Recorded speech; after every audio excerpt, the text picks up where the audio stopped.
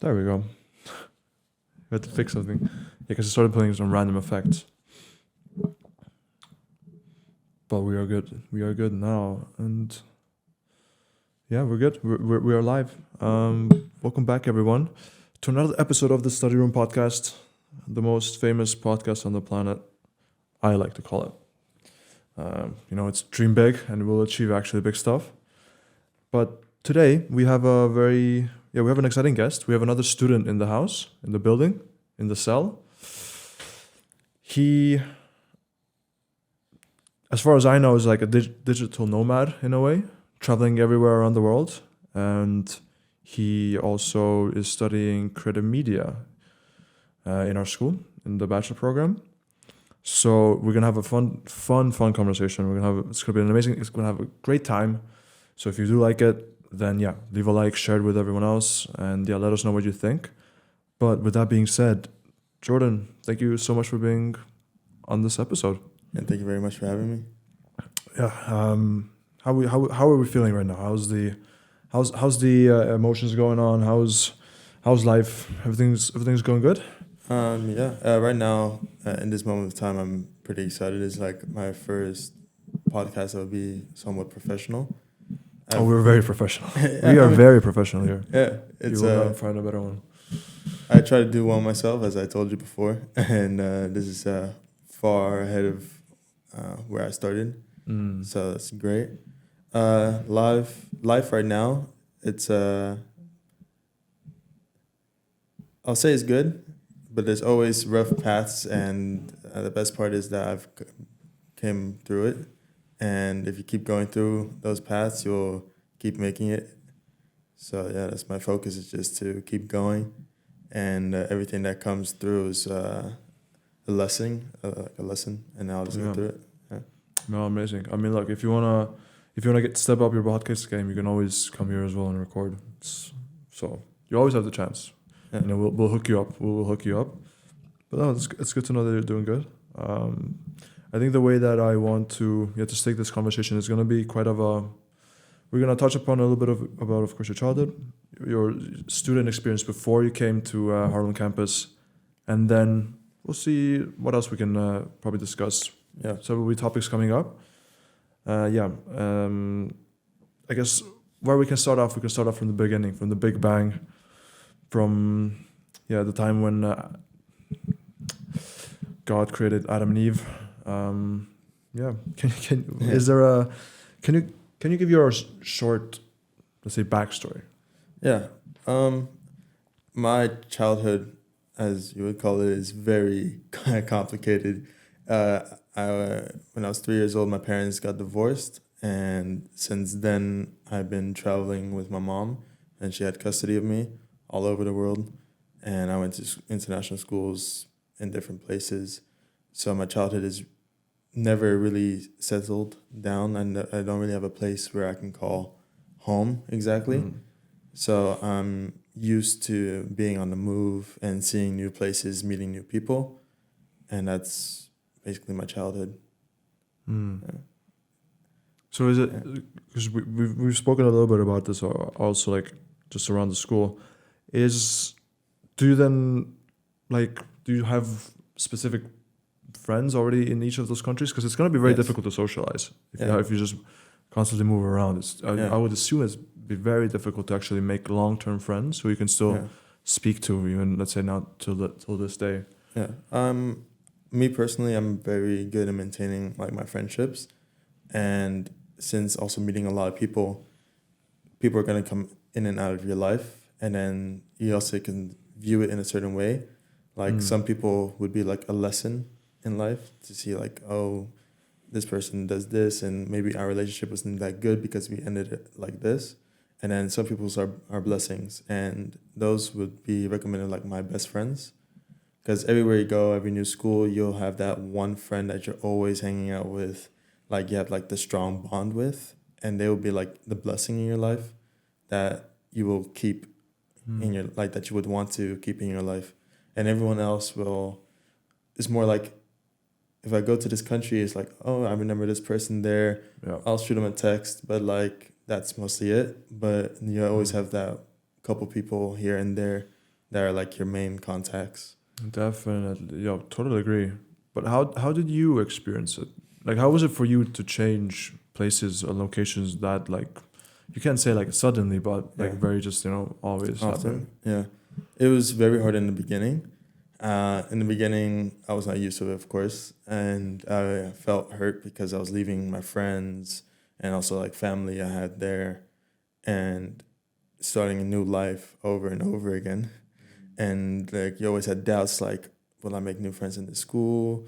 Who will I be? Like maybe I was like the popular kid in this school, but now I'm in a new school where everyone's a certain age and you already have like this group of people. How will I fit in? After the third time moving, I found my place and I viewed life differently. Like I'm gonna have to get used to traveling, so I know that everything's gonna be for a short time, and I try to make the friends and keep the friends that I know are worthwhile, and I'll be always like acquaintances with everyone else. So I wouldn't call everyone my friends. I call them my acquaintance because I've met you, but it's gonna be a certain point in time where like I don't really know you, but Yeah. we're cool. Yeah. That's quite a good way of doing it. Okay, so how many countries have you been? What's the list like? It's tough. I have done before, like making a list, and I had a journal. I still have it somewhere, and I wrote about every vacation and country I've been to. But I stopped doing that after a while because after I lost my journal, and every time I talk about it, I keep leaving out countries or Mm. places I've been. But I would say I explored a little bit more than half of Europe. I've been to Dubai, Thailand, Cambodia, Yeah. most of like the East Coast of America. I've been Mm. throughout the whole East Coast from New York to Miami, most of the Caribbean as well, and Mexico, and then a bit of the West Coast in like Nevada and Arizona, and that's like my main places that Yeah. I've been to. But okay, let's pin it down, or let's more focus on like during your studies, during when you were growing up. So Studies. when you did you also go then to multiple schools or multiple places? In total, I've been I think five or four schools. Five I've schools, got it. been in like kindergarten. I did in the Netherlands here, and then I moved to elementary in St. Martin in the Caribbean, and then I moved for middle school to uh, Curacao, and I did an American study. And my time there, I traveled a lot up and down to America, like Miami and New York. Yeah. And then I did like online studies. And when I did high school, I came back to St. Martin, and it was a Canadian system. And they gave me the opportunity to do like my last year online. So I'd graduate with my class early, Mm. did the whole pictures thing. So like I could still Yeah. experience the graduation while I travel and finish my last year online abroad, wherever. That's amazing. Was there ever like, did you at one point in that time kind of compare yourself to others? Because I'm guessing not everyone had the same experience as you did, and also like I've heard from previous people I've talked to, also just like even in school, you see that or you hear those stories of like yeah, like I compared myself to others. Normally it's been like on a negative light, like oh, like I Yeah. looked down upon myself because I was seeing what others did and they were Yeah. good, everything. But was there any like point of comparison between you and like everyone else who you saw like oh like what Well, I they're like never different? compared myself to others. I have people that say they envy me, Mm. but on the same time, everything that seems good is not always good. Because my travel situation, it was because of my parents' divorce and working. So in life, I could be unhappy, but everyone's like, oh, he's going here and there. So it was like so cool. And it was cool to be there, but like mentally and health wise, it was not the best. Like, yeah. So that everything has like its own perspective. So everyone thinks only about the good things that they're doing, and then they get jealous and they compare themselves. And it's like just because I get to have the privilege or the chance to travel Yeah. doesn't mean that everything else is fantastic. Oh, definitely, yeah. Yeah. But I mean, let's go there then. Like, what are some of the downsides of just constantly traveling? Um, basically losing your friends and homes and your family, especially from a young age. And the older you get, you'll get used to it because after high school, all your friends go their separate ways, and then you make new friends abroad. And that's like the only time where it would be easier. But as you're younger, it's more difficult because you see a picture of people growing up in one childhood, one family house with like a father and a mother, and like, everything like happy, picture perfect.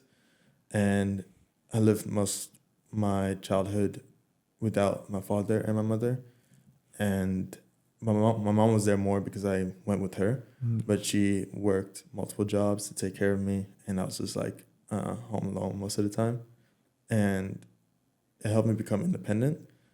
But you lose the connection that everyone else has as a family. That's true. Yeah, Yeah. that's true. Yeah, I've also like experienced it a little bit. Not to say that I didn't like. I still had both of my parents, of course, and also I was around them all the time, but I was still left alone. So it was always just me doing my stuff and kind of exploring the world. Like which I'm very thankful for now. Like it's such a superpower. I'm super grateful for my parents. Yeah. But during that time, you just thought it was like not good. And yeah, even I think even till this day, there's some kind of an effect that the thing had.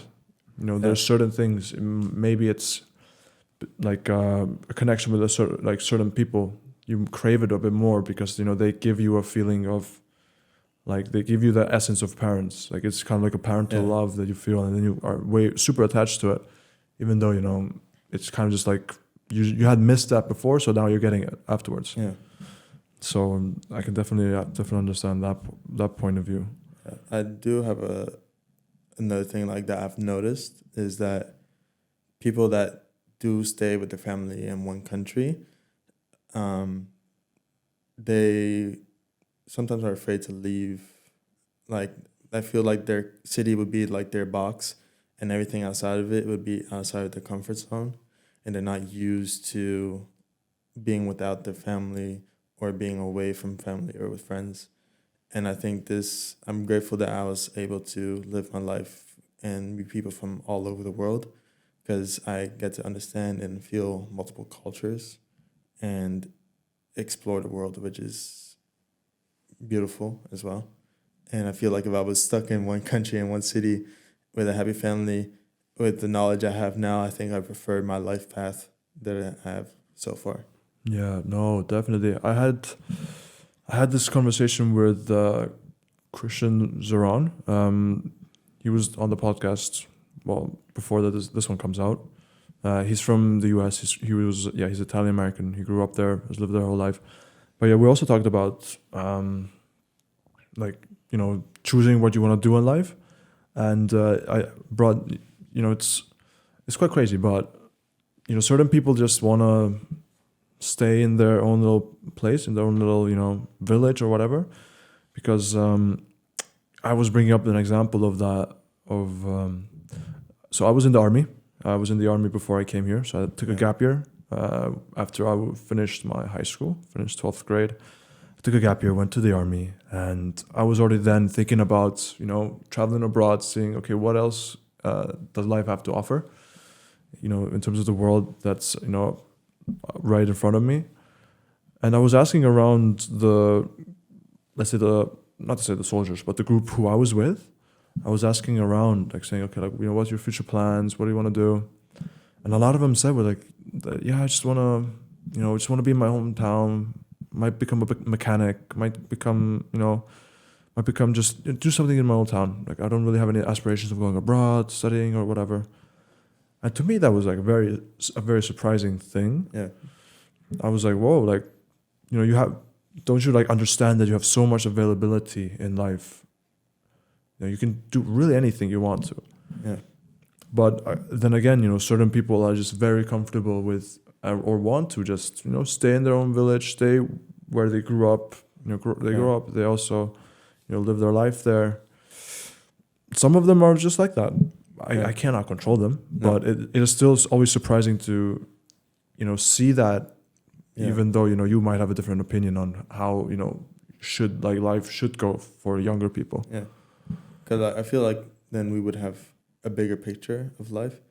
Like you feel like being stuck in your comfort zone, it could be comfortable and safe for most people, but some of us like to see beyond our comfort zone and like to venture and experience things that you haven't experienced before.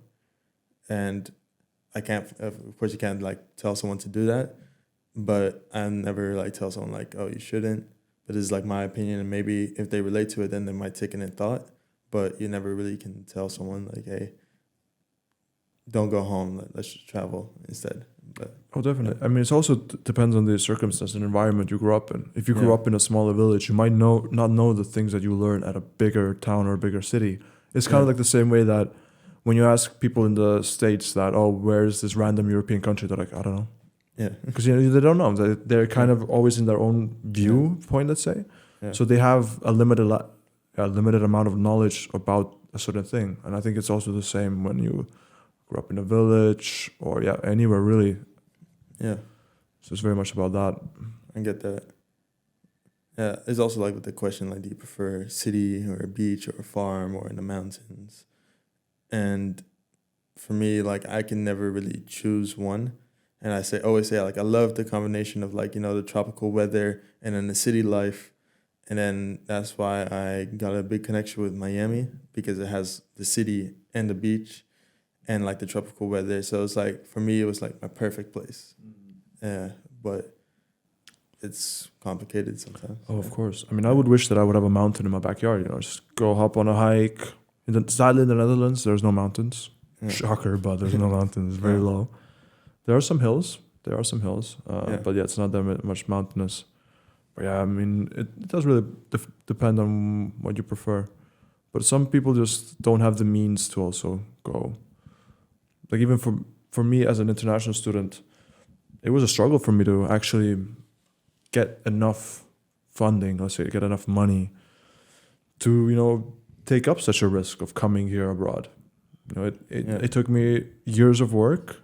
I've saved up my money, did my entrepreneurial stint, and that's how I came here. Otherwise, I probably would never have come here. Yeah. Never thought about it. But let's focus a little bit on Haarlem Campus now, because you are our student here. Have there like what has your experience been like joining the school, and like have you had some kind of like some struggles? Because you mentioned when you traveled around constantly, there was difficulty connecting with people. Do you have any similar stuff that have happened here? Well, when I first came here, I was like, everyone's going to be new. There's like no first or second years. Like we are going to be like the first people.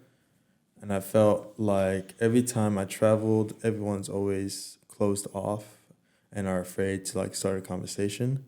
So I just took the responsibility on myself to make a group chat and tell everyone like, hey, join this group chat and we can do events. I'll just throw in events in the group chat and we'll all just go meet up. And like lately we talk about like the football game with the World Cup. It's like, hey, meet at this bar. We'll all be there. And then it helps bring everyone together, especially like people that are more afraid to speak up or talk to someone. This helped a lot of them get to know each other and come together. So my past experience helped me and helped others come together. I see that in that way. Yeah. I mean, because we also spoke a little bit before actually hitting the record button about, like international students have that struggle of actually connecting or finding those. Yeah, like it's difficult coming somewhere where you don't know anyone. You don't really know how life goes around here. And, now you're suddenly thrown in here and like, okay, what are you going to do? So, I mean, in regards to that, because you already said that the things that you did was create a group chat, invite people always, go and watch a World Cup game or whatever else. Is there any other, because you have more experience on this, do you have like any kind of like suggestions or like things that you would recommend people who are struggling with this kind of let's say it's not a syndrome, but a little bit of like a homesickness. Do you have any like kind of tips on how to relieve that? Well, as it might not seem like it, I used to be very introverted or like quiet, and I did like my own thing. And I would be the person that would be like afraid to start a conversation or speak up. But something switched in my head. I started thinking, like, it's basically a mindset. I started thinking in different ways, like, why not? Like, what's the worst that can happen? I meet so many people. If a conversation goes bad, the chance that I see them again is like very unlikely. So, but now, of course, in school, you're going to see them probably almost every day. But if you start practicing that outside of it, it helps your communication skills way more. And it's also more real, like you're having a real experience.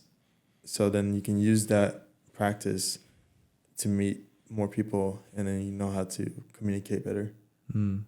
So how did you practice? Did you like just go to bars and like chat up with girls? Is that my situation was a bit like that. So one of my best friends and I, we had like, of course, a bunch of beautiful girls around us, but we were always like, should we talk to them or should we not? And then we went to Spain together, and I said, okay, like I've already did my skills, but I'll try to help my friends. So I was like, whatever person, you just go to them, just talk to them, just ask a question or about the day or what's the best club around here, something that you can like a conversation starter. So, and I told him as well, every time he wouldn't do it, I would do it myself to prove him that I'm not trying to set him up, like, so I'll just go to some random girls like, hey, I'm new here, or I'm here for vacation. What's like the best club I can go to? Or what's the best bar or the best restaurant? They start talking. It's like, oh, nice. I'm like, maybe you want to join us or you want to later or whatever. They might say yes or no. Okay. And then you got the number and everything, and you get the number, and then you go out to a club and then see where it goes. Yeah. Oh, that's amazing. Yeah. That's definitely a good tip. Yeah. It doesn't even have to be girls only. Also with guys, but then guys, it's more like if some events could happen and you're both like celebrating it, and like you just give each other a high five, and you start like talking about the game, and then you start talking about like, oh, like where you from, and you start talking about where you're from and stuff, and then you just connect. Yeah, I guess it is just like in your mind you have to kind of like you have to think of like, okay, like I'll be open to conversation. You have to kind of open yourself up like mentally and spiritually, and to showcase okay, you are open, because when you are close, people do feel it. You can see people who are close and they don't want to talk to each other. You can see that. Yeah. But certain people are like, you know what, I'm open. Come talk. Yeah. I had a thought, but I totally forgot about it now. With the mindset, I think also a lot of it has to do with just a lot of confidence building. Yeah. So the older that I've gotten now, the more comfortable I am also with speaking to people, because I'm pretty introverted. I think it's seen. It's not like a thing that you don't see it, but it has taken me years to build up that confidence. To actually start being more open, start speaking more freely, and not I didn't really like I did practice. I will say I did practice. It's not that I didn't practice, but I think I wasn't like actively searching for conversations on my end. It just we were doing we had a small landscaping company. So when you mow lawns or help anything in the garden, we did that. Me and two of my pals during 2 summers, and we just offered homes, our services. And the way that I have built up my confidence was through just like knocking on the door and like cold selling. Yeah. First off, I had to learn it, because otherwise the business would do bad. You would fail. And there's also just like a mental thing. I was like, okay, like actually I think it's going to be good for me as well to train myself, because I know that I'm not just that talkative. I don't even if, like, for now, right now, unless there's a reason, or like unless there's something that I know, like, okay, like this has happened, it's very difficult for me to go and have a conversation with a totally random person. Yeah. It would still be very difficult for me right now. But if I'm in an environment already where I feel a little bit of comfort, it's way easier, it's way easier. And it is really about, just really putting yourself out of the comfort zone. Yeah. There's multiple ways of doing it. I did it through selling a business product, selling a service. But it can also be chatting up to girls or guys in the bar, seeing them at an event. Yeah. Maybe there's a queue somewhere. You ask, "Hey, what's up?" At a store or something, because something always happens in life, and you can always comment on that, and someone else saw it, and that's already like a point of connection there. Yeah, and if you force yourself to talk to someone that you're afraid to, it also like helps you build up like, oh, I did it, and if it goes good, then you feel like it's not that bad. I can just do it again whenever. So like for me, the first couple times, it was like you have like a instinct of like, should I really go up to this person? But after the conversation goes good, and it's like, oh, it's not that bad. It just becomes easier. But it's also great like to make contacts, because I've met people as well in like high places, and if you don't really go up to people and talk to them, you would not make these kind of contacts. Because I'm now in contact with some club owners here in the city and event managers. And they're like, oh, tonight is a special deal. If you want, you can bring a group of students at this time. And I'll let the security guards know that you're coming. I'm like, okay. And before, it's always like a big deal, like trying to get everything organized with students and trying to get all the students in. And it's like, oh, it's a big group. You got to get sent away. But now it's like easier, because you just talk to somebody and it's like, oh, he knows this person. And You're getting the VIP treatment now. Yeah. You're getting the VIP treatment. And it's also like, as I said, like people are like lessons or blessings. And if you don't talk to people, you might miss on a blessing. Like maybe they're a key to your life that like can help both of your lives. And yeah, like every person is an opportunity to a different path. Like everyone has this different story, and like you're basically unlocking a different story. And that story becomes a part of your life too. It's a lot of side quests. Yeah. It's a lot of side quests. But I will say, like, if you're doing your main quest, let's say. Yeah. It's like certain people are certain people are just meant for your life. Like you were supposed to meet that person somehow. Yeah. Maybe not everyone, but certain places, and it just happens, and you're like, okay, strange what happened, really cool, but like I know certain people as well who I know very well, get along with well. I'm like, I guess it was supposed to happen.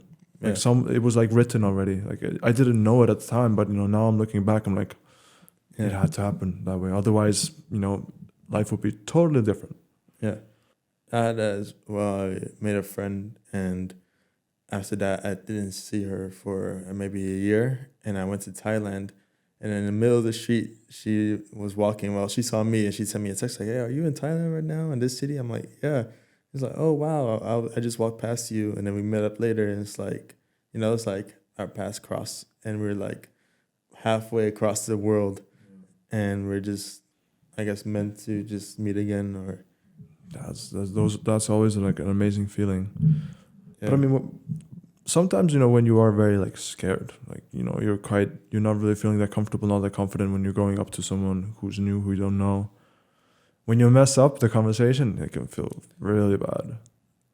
Yeah, sometimes it feels bad. Because you feel like the pressure.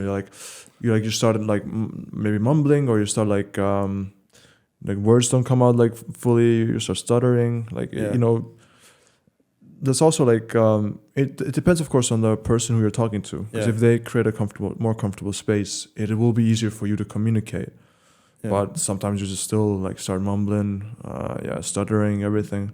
Yeah, those are quite right. It depends on the person, really. Like if it's someone I know and you mess up a conversation, it feels worse than someone just on the street. Because sometimes like someone comes up and asks me a question, I'm not ready. I'm like, yeah, and I was like, and then like in my head, I'm like, God dang it, why, like why did I mess up? And then like after it's like, I don't care, it's whatever. And like next time, just do better. Yeah, but when it's your friend, you feel like the whole world's falling apart and like, God Yeah. damn it. Yeah. There we go. That's over now. Definitely. Can you tell us or tell me a little bit about how your experience has been so far here at Haarlem Campus? It's been great because I went to Amsterdam before here, and the system was all messed up. It's like you were a number, not really a student. The teachers weren't there for you. Like there's not really anyone there for you. And this Harlem campus is like very person to person. Like you're not just a number, you are who you are. And every teacher, lecturer is focused on your path. And they also come to you one on one sometimes and ask like, is this what you want? What do you want? And it has a very personal approach. And I like that a lot. It's also somewhat what I had in one of my like private schools or international schools. It's very like you are somebody. And in big schools like you're just like a number to them, I guess. Because I asked for help multiple times. I got ignored to a point where I couldn't even do my homework or like things because the programs weren't working. And IT was like, yeah, call this person. And I'm like, but you're IT, you know? But here it's more, if you have a problem, they fix it for you. You're in direct contact and everything's perfect compared to the big corporations. We are still small. Maybe, of course, knocking on wood, this won't happen when we're bigger. But yeah, it is quite nice, even for us, the team or the faculty, who are kind of behind the scenes, who are kind of, looking or having like an overview of everything.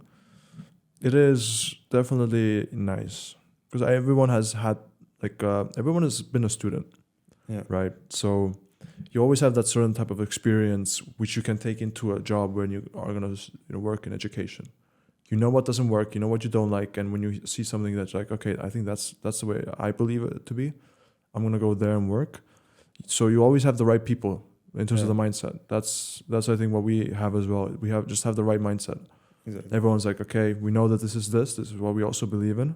Let's actually show it now. We're not gonna yeah, you can message IT in 2 weeks and then we'll fix it for you. Yeah. It's gonna be very like fast, snappy. Definitely. But like, are some of your what have some of your favorite classes been? Like favorite moments from school, even like during a break. I don't know, someone made a good joke. What are some good moments? I love the project management. It was very like in the beginning it was first like doodling and I was like, what's the point? Like, are we gonna like start a project or like it was more about like getting to know each other, like team building. And it was fun. And the group that I worked with, we weren't close at all in the beginning. Like we were, for me, like acquaintances, and now we have grown more together. And project management was very fun because you'd be working outside of school as well on your project. And the school also sometimes give you resources to help you actually like reach your goals of the project, and which was very nice. And yeah, so for right now, for the 3 modules that we're doing, that's one of my favorite ones. Yeah, that's my favorite one so far. Shout outs to the people who were in the team. I don't know who they were, but shout outs to them. Yeah. Keeping it real. But any moments outside of class, like just when you were messing around in school, or maybe like some cool experiences with in Hoofddorp, Grandin, where we have the student housing. Oh yeah. Any fun memories that you can share that are not? Well, we have a thing called like family dinners sometimes, and we some of the students will go to my kitchen and we cook, and then we eat at my place, and then yeah, it's very fun. It's getting to know more students and making friends, and then at the court, and sometimes we go and watch the football game there, or sometimes with some of the boys we play some FIFA or games, and some nights we go to the club all together, go to pubs, and these are like very fun to go with a big group of people that you somewhat know and go somewhere with them, explore with them. What do you do during your free time? So I know you make beats, and you've said you've also done live streams. Like you play horror games, but what is mostly that you do, yeah, when you have time off from school? Lately, I've always been doing something. Like I'm always busy. I'm helping other students most of the time with like their problems or situations. And besides that, like my regular free time, I'd maybe be watching a movie with a couple students, or I'll play. I used to play video games, but I think when I move again in January, I'll be playing video games, but to stream it as well because it's like a hobby, and make music as well. Yeah. Music is like music in games is like somewhat like helps, like it's like therapy, like to forget about everything that's going on and just be free. Yeah. I guess. Yeah. Well, that's yeah, definitely. So I know also that you have I don't know if you do it anymore, but you worked at a restaurant or you still work? I'm not Yeah. sure. I still do. Yeah. What has that been like? How's been like juggling work and school for you? It's got worse to be honest. Yeah. Because I used to work 6 days a week before I came to the school, and then I decided to work Saturdays and Sundays. But since I worked in a restaurant, it was like always like till late night shifts, and after the kitchen closes, we have to clean it. So I'll be finished by a certain time where the bus stops running, and I had some Sundays where I would get home like super late, like 2, 3 a.m., and then I would have to go to school the next day. I have to wake up at like 6, 7 a.m., and I was like mentally like tired on Mondays. So I decided to work only on Saturdays, where Sunday I could sleep out. And if I have homework on the weekends, I'd have the rest of the Sunday to still do the homework. So I try to find a balance, but they expect so much of me because I used to work so often. They want me to keep coming. So I keep getting asked during the week as well to work, but I can't work during the week if I already was here from 7 a.m. waking up here till 12, and then I have to go to work until like 12 at midnight, and then find my way back home and wake up super early in the morning. I feel like it's too much, and I also have to do homework in between. It's tough. Oh, definitely. I mean, yeah, mixing up school and work is like it's very, very difficult. Yeah. Although it's not impossible. It's not never impossible. It's definitely more possible than the movie Mission Impossible, which has been done 9 times. So I would assume it would be possible now by now. Yeah. The mission should be possible, but yeah, it's all about timing and planning. You know, when everything just kind of clicks together, you can make it happen. Yeah. Because I also study and I work. So for me, somehow it's matched. But also, I don't go to school every day of the week. No. Even though it's supposed to be a full-time study. Yeah. But I'm happy that isn't, because I have more. You know, I can actually work. I can actually earn my money here. Because yeah, I've also like, you hear stories online where someone has 3 different jobs. One during the day, one at evening, one night shift, and they just carry on living and living and living to provide for themselves. It just like, I don't know how I could do it. I probably can, but like I take my hat off first off to those people. Yeah. But it's quite a task. Also at such a young age, when you're like 19, 20, and let's say you come from abroad here, so it's even a bit more difficult than being full on Dutch and kind of grown up here. It's gonna be quite it's gonna be very, very difficult. Yeah. A lot of people, like, I guess our age would have like burnouts and stuff like that. But personally for me, I can handle working and staying up late. Like I'm always up late, and when I used to stream, I see it as work because you get paid for entertainment as well. Making music is also working because at the end of all the work, you release music and you get paid for it as well. So it's might have less income, but it's like almost as working 3 jobs as well, and trying to find time in a day to do all of it.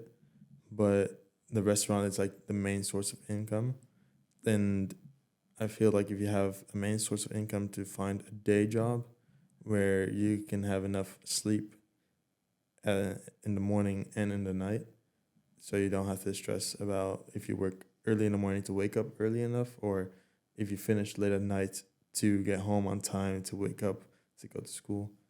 So I'd recommend definitely having a day job. Yeah, I mean, I didn't know that.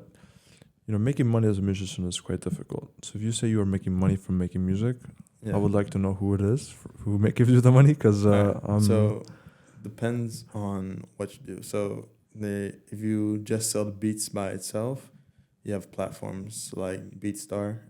It's like a big one where you just put up the beat, have 3 different price deals, like just to release it, or if you want like exclusive rights or a custom package that like no one else can have it and you have full copyright.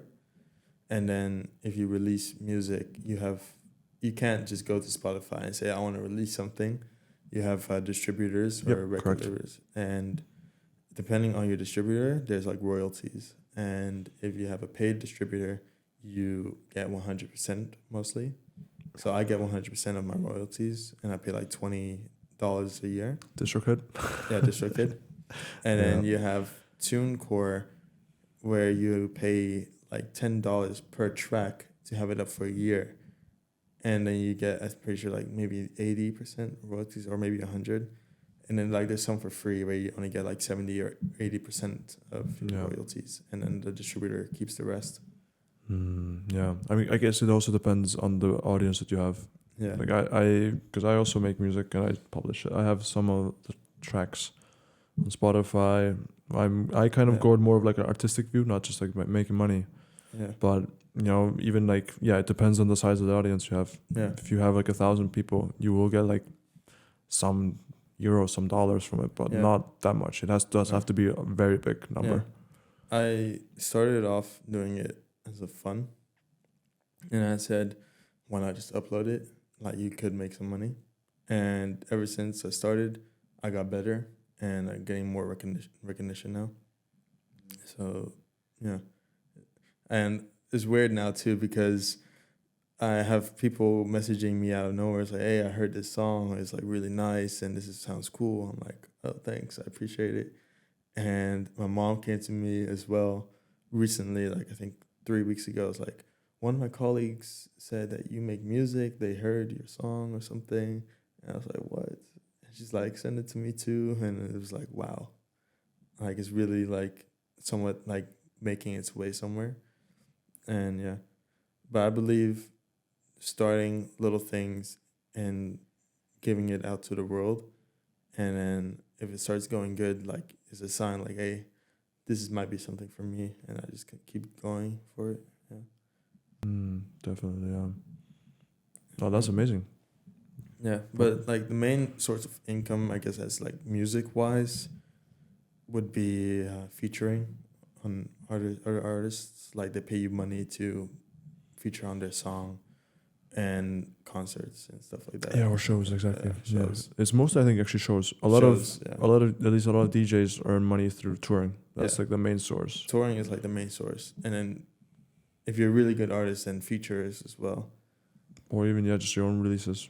Yeah, because I think to have Drake as a feature costs between $500,000 to $1 million to have him on your song. That's where I think the music industry is kind of not really like not say honest, but very like collective. Yeah. If I have to pay money to get someone on who I admire, am I really getting the guy on out of respect, or is it just because I've paid the money? Yeah. Because I'm pretty sure Drake does features for free as well. But if it's probably only to his friends, yeah. But if it's like, oh, I have to pay that much just to get someone on to earn the earn the money back or like get popular. I mean, aren't you just at that point like faking it? Like, aren't you trying to like get a quick success? Yeah. I mean, I guess once you're not like the same level as Drake, but let's say you're like a popping artist, of course the record labels might have contact and the regular labels might have an idea and say, look, 50-50 royalties or something like that, or you get 80% royalties and you get 20%, and then you won't have to pay the artist, but you would get probably most of the money from your song. But the thing is, like, having a big artist like Drake on your song, it will boost your song so much because it will be on his page.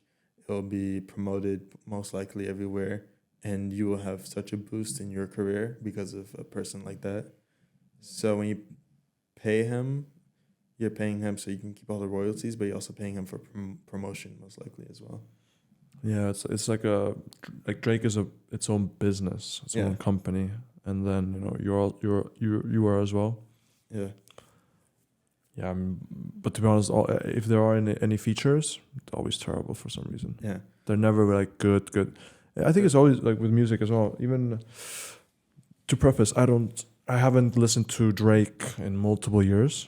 Yeah. I'm not a fan of hip hop music. It's not my thing. But what I've heard from everyone else is that like now, like right now, we're in a phase that every rap album is kind of, it's not good. Oh, It's gone downhill. Quality is like stagnated. I think Funny. like it's no like improvement. It's very funny because last week an album dropped from Metro Boomin called Heroes and Villains, and it's one of the best albums I've heard. And Metro Boomin is a producer. Yep, I know. Yeah, the production on the album is fantastic. Every song I could listen to again, and I've never found an album where like every song is like replay worthy, and every song on this album was like really good, and he had big features. He has like Morgan Freeman also talking in it. He has John Legend, The Weeknd, Future, and Chris Brown. It comes down to taste. Yeah, we'll see. My point of reference for taste is the Needle Drop, Anthony Fantano. I'm just kidding, it's not. But yeah, he criticizes music all the time. I watch some of his stuff. Yeah, I mean, music. It really does depend on whatever rocks your boat. But if you like love an artist a lot, if you're like interested in some kind of an artist, and you hear like the different songs that have come out during the years, you can tell like when they're lacking. You can tell when they're like, it's not good anymore. Yeah. The album before was way better. Yeah, I definitely see that with a lot of artists, especially like with the younger generation. They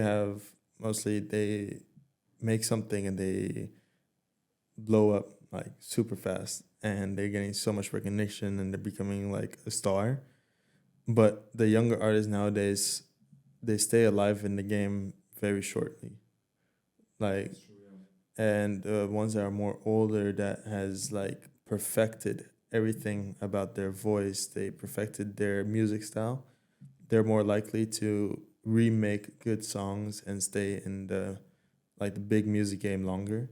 So that would be Drake, because he's been doing music all his life and he has his unique sound, I guess, that everyone like, oh, this is Drake. He has his unique style of, that's him. And that's also the same for like Eminem. Like, he also has released albums in the past years. Yeah. Not every song is like great, of course, it's like the last past, but he does have songs here and there. It's like, oh, this is like really good. Yeah, I think the problem on my end always becomes that once you have hit that, like, this is your style, I think it's just time to reinvent or like improve. But you don't improve because you know that it will get the numbers when you do the exact same song and the exact same style. Yeah. It will get the numbers. But I think the beauty of an artist is actually improving. Like, that's how Drake also got his fame. It was improving, not staying at the same level. Yeah.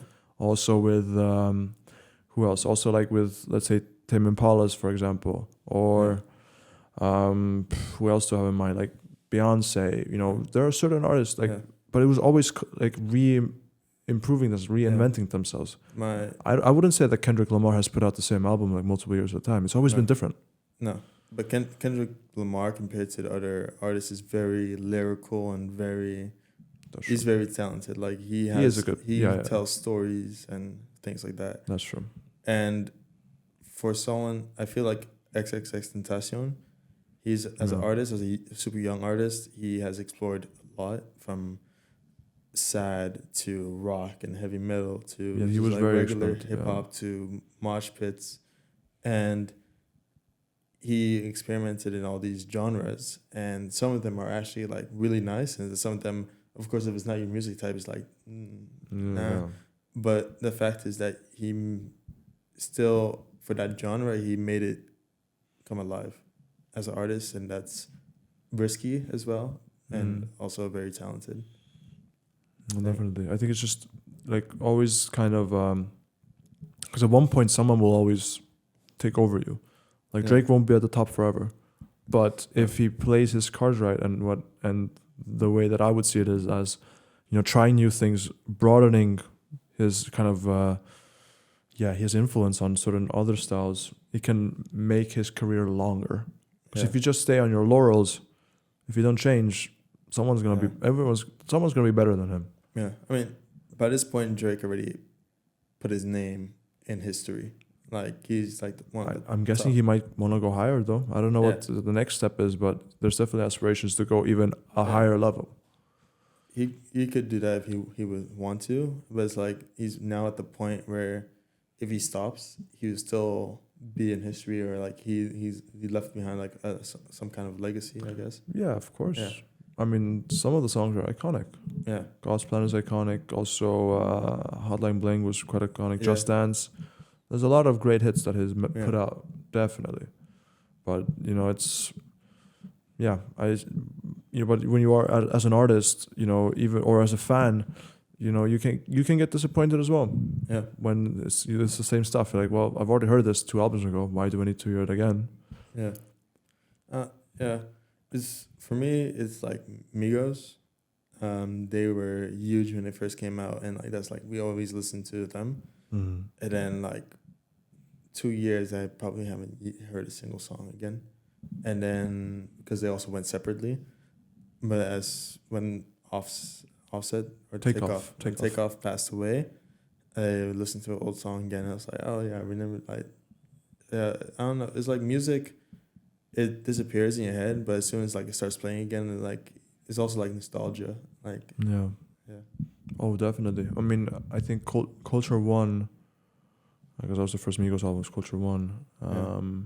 That's the last album I listened to from like Migos. But like if I would still listen to some of the songs, I would still remember it.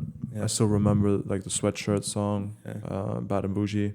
Yeah. There's still songs I remember from him, definitely. But it's really about. I think it really depends on the artist, of course, and who you like. Yeah. But evolving because humans evolve as well, so it also makes sense that a musician would evolve. Like, I don't know if there have been any bad songs from like. Okay, maybe we just don't hear them, but any bad songs from like old composers. I wouldn't know if Mozart put out a bad song. No. They're all pretty great over the years. But like, I think today we only know the good songs from the past because everyone would talk about like maybe Beethoven, like this main song, Beethoven, like everyone knows it by now. And it's like, oh, like this is really nice, it's good. But to be honest, like someone like me, I probably don't know any other of his songs, and there's probably bad songs too. But definitely. They probably haven't even been uploaded. No, or like the older music gets, the biggest songs stand out more, and then you're like, oh, this was like a great artist. Like, these are like the main songs. I think there's still a lot to speak towards like creativity. So I would comfortably say that like Beethoven, Mozart, or any of the classical ones, or even maybe let's say rock like Nirvana in the late 1900s, 1980, no, maybe 80, 90. They were definitely, I would say they had more creativity than the producers and whoever does music now. Yeah.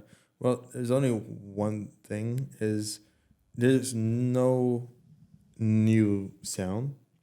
Like No, with of course. especially with drums and Yeah. everything, it's always same drum, different pattern, different volume, tone makes it sound deeper, higher. Yeah. But nowadays that we almost produced all the musical sounds, that nothing is original, but they change the old sounds into something new, which sounds new. But it's always old things. Like a lot of songs today, they use samples of, like, especially in the drill scene now, in the grime, Mm. they use samples of old songs and then put it like a more upbeat to it. And Yeah. yeah. No, definitely, of course. But I mean, what I'm, I guess, more referring to or speaking towards is that um, Like coming out at I that time. think like making making a piece of music has become very accessible and very easy to do for everyone. Yeah. So going through the process of actually creating something unique and taking time really to think, okay, what do I want to create, has like basically like almost plummeted now. Yeah. I hear the same beats all the time in Yeah. terms of rap. You don't really hear like anything different. Of course, there's the grid line you have to follow or the beat, pattern. Yeah. But always feels like it's the same thing. But if I would go to like, a piano, everyone knew what a piano was back in the days. That was like the main instrument. But the way that you played it or like the melody, like there was still a lot of there was way more, I guess, expression at least in terms of what the artist wanted to put out, rather than now just putting a kick and a clap and like, okay, cool, that's a song. Yeah. I mean, nowadays there's still some new sounds like melodies, especially just like the 100%, yeah. drums and the hi hats, and those are always gonna be the same probably from now on. But there are some like new melodies, and I think that's why I loved Metro Booming's album as well, because the production was so fantastic and the transitions were perfect. It was just a perfect album for me personally, and he used like natural effects as well, which sounds amazing for new music nowadays. But also, as making music myself, you hear a beat and you want to make something like it, because like when you feel inspired by a beat, but that's like the only thing that you think about, and you want to make something like it, but you end up making something almost too much like the same beat, and it's like not new anymore. And it's hard to be unique in a time where there's so much creations already and so much things you heard, and like even writing, there's probably like hundreds of songs that has maybe the same exact bar, because it's so common nowadays, and it's like the only thing like you really only hear and think of. Mm-hmm. This makes music very difficult to come out as a new artist as well. Yeah, fair enough. I'm gonna make a bold prediction. I'm gonna predict that in the future, in the next 5 to 10 years, the word composer will be probably more popular than the word producer. I would. So when you say Metro Boomin, has like kind of did like an exceptional album, I would look at that more as a composer rather than a producer. Yeah. Because a composer can really like take you on a journey. Like there's something behind it. It's not just a beat. There's a real just journey, a real arc in all the songs. And I will say like some of the most creative musicians are actually musical composers. People who do soundtracks for movies. Yeah. The soundtrack for Dune, which was made by Hans Zimmer, they used like some crazy instruments there. Yeah. Like it's so new and it takes you to a journey that music, creatively speaking, is way much more admirable than a beat that maybe I don't know, like that TK sings on, or whomever rapper. Yeah, I did hear, it was very interesting. I think I was watching a podcast or interview, and one of them mentioned that Travis Scott produced one of the movie soundtracks of Tenet. Yep. Yeah, which was absolutely like mind blowing for me. And when I watched the Metro Booming interview, he talked about like Travis Scott, like he's more than just an artist. He's also his own producer. He does like everything. Even though Metro produced almost the whole song, Travis worked with him and produced like his tracks to hit a certain feeling. I don't know. His whole song at the beat tells a story, and it's funny because it's like called Heroes and Villains.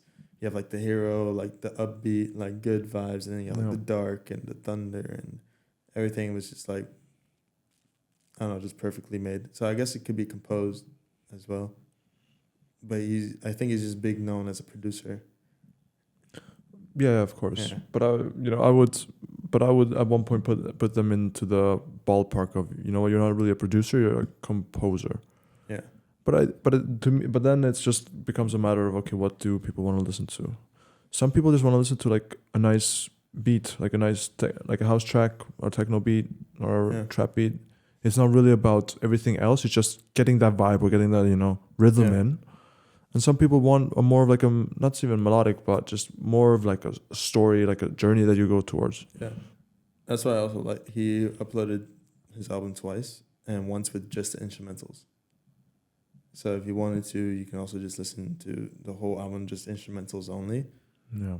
Sometimes I hear the song playing in my head while listening to the instrumentals, and I just like stop and think of it. And I was like, wait, I don't hear any singing or rapping. I just hear straight beat. And I was like, oh wow. And it's like, it's pretty surprising. Like it's pretty good. Yeah, no. Yeah. Well, that's always amazing.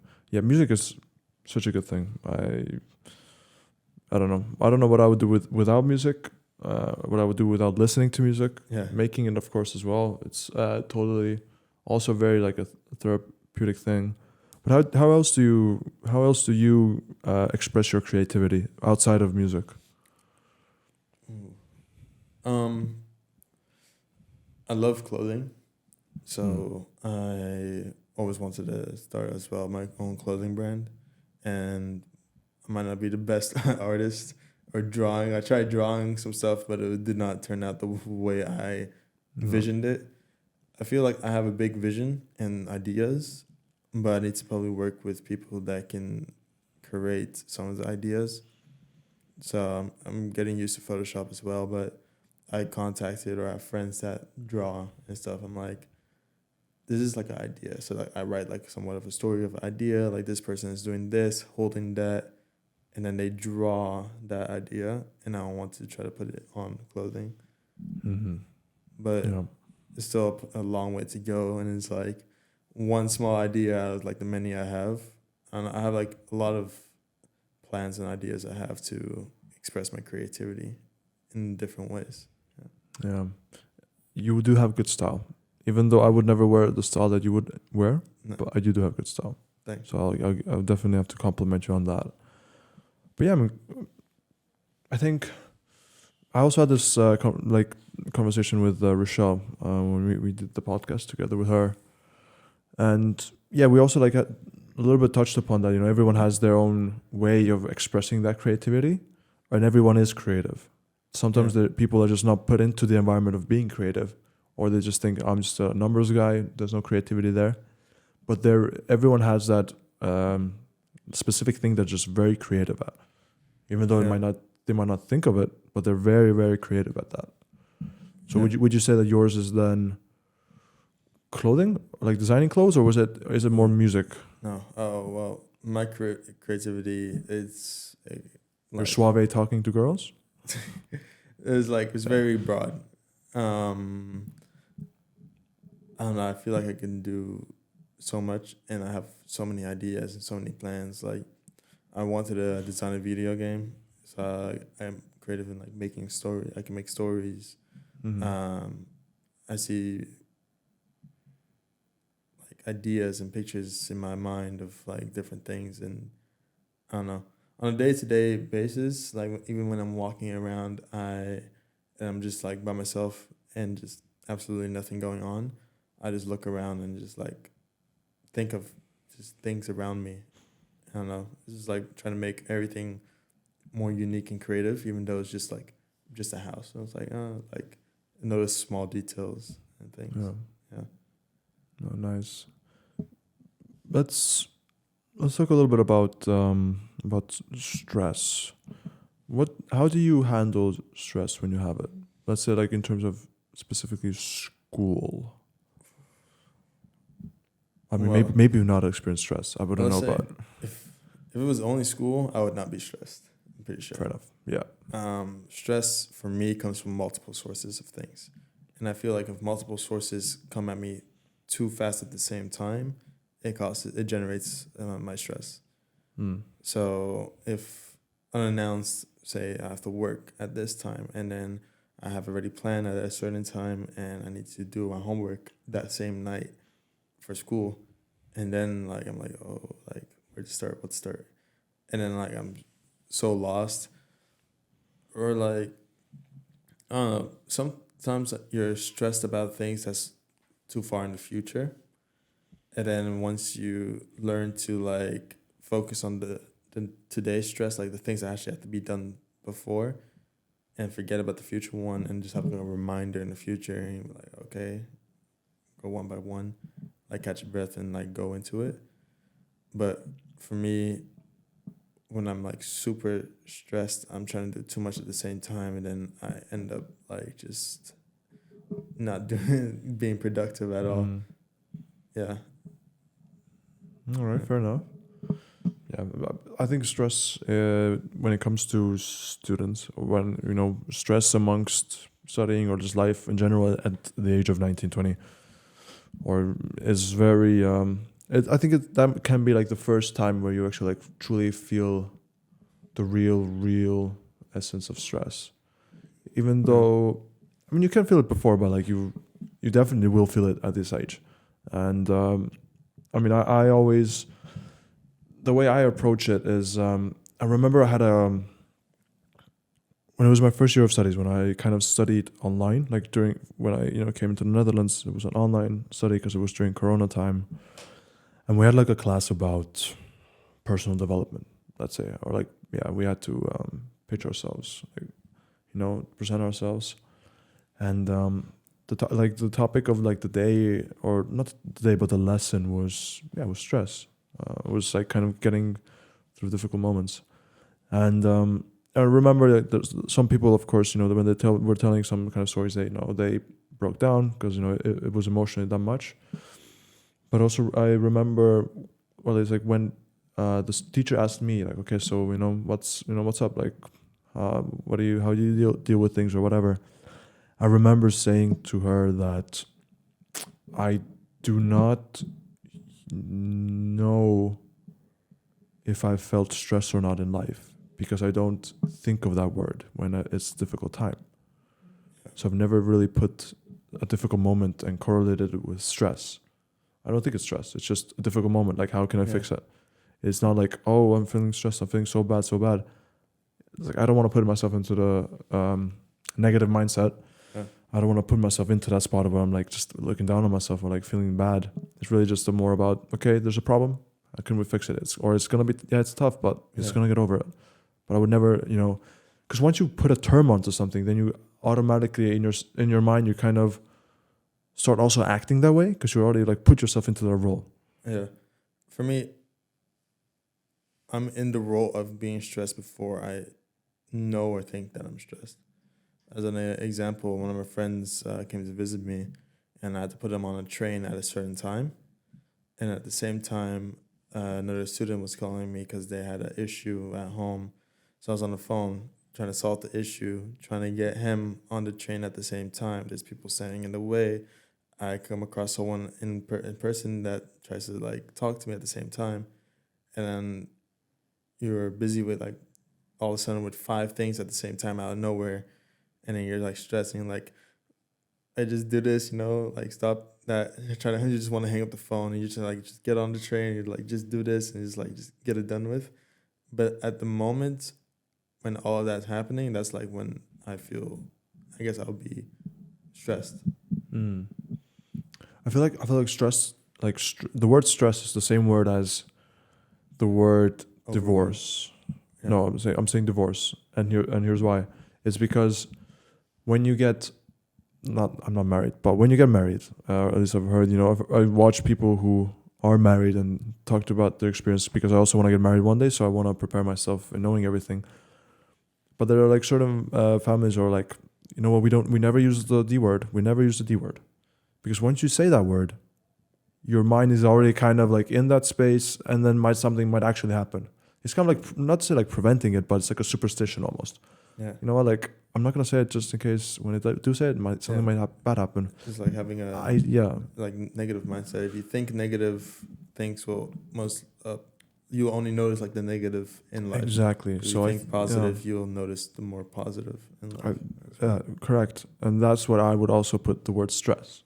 Yeah. Even though I think it's amazing that people are more open about it, and also, you know, we are, you know, more discussing all these types of things, mental health, everything. But you know, you should not make yourself the victim. No. You never should make yourself the victim and just say, "Oh, I'm stressed. I'm stressed. I'm stressed." You know, it's more taking personal responsibility. Yeah. And it's still good that you say, like, if I went through a difficult time, but you're never like blaming yourself that I'm stressed and then not doing anything about it. Yeah. It's not really, I would believe, the way that you should really like approach life or difficult moments. I don't see stress as a present or future thing. More like I see it more as a past, like a reflection. After I've been through it all, and I was like, I felt like stressed. Like I was stressed, but at the time of all that stuff happening, I was not really thinking of being stressed or that I am stressed. It's more me reflecting as a past, like, oh, I was stressed. And sometimes I also say as a joke, depressed, like so much things happened in the past, or like in the short past, that where you feel like so sad about, or like you mentally just can't think about anything else but that. And it's like, I'm depressed, and I just like laugh after and just like forget about it. Even though I might be really depressed about it, I just change my mindset. Like afterwards, like I say I'm depressed, I laugh about it, and then I distract myself with something new, and then I just move on from there. So no, that definitely. I think that's, to me, that also seems a very healthy way of doing it, and I think I also do it that way. It's just that I would never really put a word onto myself that. Because then it's really, you know, you're changing your whole kind of way of basically your mindset. Yeah. But closing off, I guess the final question that I have for you, since you've traveled almost everywhere in the world, at least you've been to many places, you've seen a lot in terms of, you know, what different places in the world bring, or different values that they have given. What can you tell me about the Netherlands? What makes it so attractive for students, in your opinion? And of course, also, like, what really made you come here? Because I think location definitely played a role. I don't think it was just a study. No. Well, officially, I wanted to go to the U.S., and then the only problem with the U.S. is the prices is ridiculous. Yeah. Because I had to pay. The school I chose for was 120,000 USD per year. Wow. Yeah.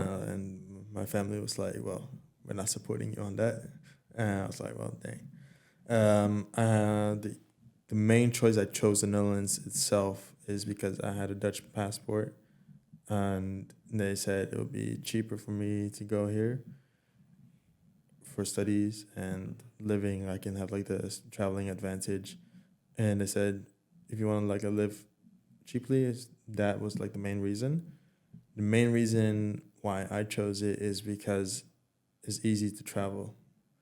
To go from here to the Caribbean, America, or any other European country or Asia was pretty easy than where I used to be. So that was like my first main choice of coming to the Netherlands, besides the price tag.